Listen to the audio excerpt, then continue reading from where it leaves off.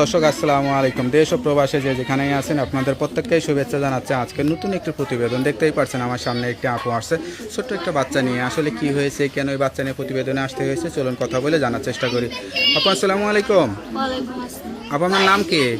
লামিয়া। লামিয়া আপু, কেমন আছেন আপনি? ভালো আছি। বাচ্চাটা কার? বাচ্চাটা আমার। আপনার বিয়েও হয়েছে, বাচ্চাও হয়ে গেছে, স্বামী কি হয়েছে? স্বামী তালাক দিয়ে দিচ্ছে। বিয়েটা কিভাবে হয়েছিল? বাড়ি বাড়ি দিচ্ছে। পারিবারিকভাবে হয়েছিল? মানে গ্রামের বাড়ি কোথায়, ঠিকানা কোথায়? মমিন সিং। আচ্ছা, শ্বশুর বাড়ি কোথায় ছিল? শ্বশুর বাড়ি মেত্তখানা ছিল। আচ্ছা আচ্ছা, কতদিন সংসার করছিলেন?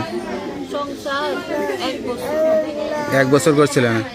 আচ্ছা আচ্ছা, তা এত সুন্দর সন্তান, এত সুন্দর স্ত্রী ফেলে কেন তালাক হয়ে গেল কেন? সে ভালো ছিল না ভাইয়া, অনেক খারাপ। তো বিয়ের আগে দেখে নাই, মা বাবা যে বিয়ে দিল দেখে নাই? বিয়ার আগে ভালো ছিল, বিয়ার পরে খারাপ হয়ে গেছে। তো বিয়ের পরে খারাপ হয় কেন? বিয়ের পরে কি আপনি খারাপ ব্যবহার করতেন নাকি? বউর সাথে যে স্বামীর সাথে খারাপ হয়ে গেল? না না, খারাপ ব্যবহার করবো কেন, তার সাথে ভালো ব্যবহার করতাম।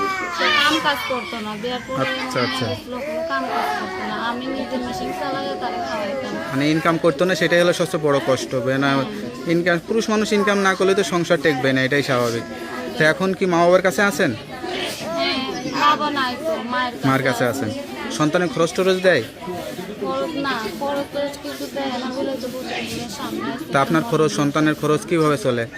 খরচ হয়েছে আমি টেলারের কাজ করি দোকানে, বাচ্চাদের নিয়ে। আচ্ছা আচ্ছা, একবারে ছাড়াছাড়ি হয়ে গেছে, বাচ্চার কোনো দাবি টাবি করবে না তো আপনারা? না, তো এখন যদি কেউ বিয়ে করতে চায়, বিয়ে করবেন না সহযোগিতা চাইবেন?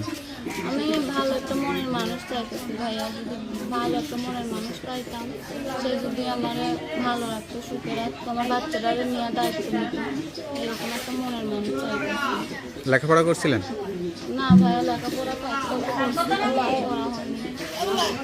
তো এখন কেমন লাগে এই জীবনটা, এই যে বিয়ের পরে এলোমেলো হয়ে গেলে জীবনটা, আবার বাচ্চার ভবিষ্যৎটাও কী হবে সেটাও তো বুঝতে পারতেছেন না। আপনার কষ্ট, বাচ্চার কষ্ট, কেমন লাগে সব মিলিয়ে?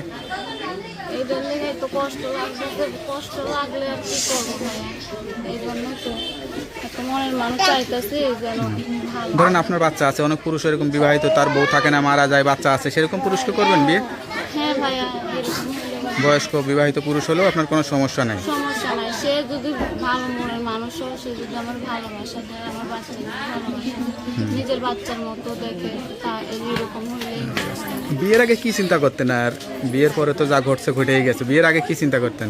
বিয়ের আগে চিন্তা করতাম, জানতাম এক জায়গায় বিয়ে হইব, অনেক সুখে হইব, স্বামী ভালো হইব। এখন দেখি স্বামী ভালো না। স্বামী, এক মায়ের স্বামী না ভালো থাকে, কোনো কিছু তার জীবনটাই তো ভালো থাকে না। আপনার কোনো ভুলের কারণে সংসার ভাগছে সেটা তো মনে হয় না আপনার কাছে, তাই তো? না না না, আমার কোনো ভুলের কারণ নেই। তো আপনার সঙ্গে কীভাবে যোগাযোগ করবে? এই যে নামটা নাম্বারটা মুখস্থ আছে? না ভাইয়া। নাম্বারটা আমার কাছে দেন, আমি দেখে বলে দিই। হ্যালো বিয়া, শুনতে পারলেন এক অসহায় স্বামীহারা আপুর জীবনের গল্প। দেখতেই পারতেছেন, এত ফুটফুটে একটা সন্তান, ফুটফুটে একটা স্ত্রী, সব কিছু ফেলে আসলে স্বামীটা ভালো না হওয়ার কারণে সংসারটা ভেঙে গেছে। সব কিছু জেনে শুনিয়ে বুঝে কেউ যদি তার জীবনসঙ্গী করতে চান বা বিয়ে করতে চান, এই নাম্বারে যোগাযোগ করবেন।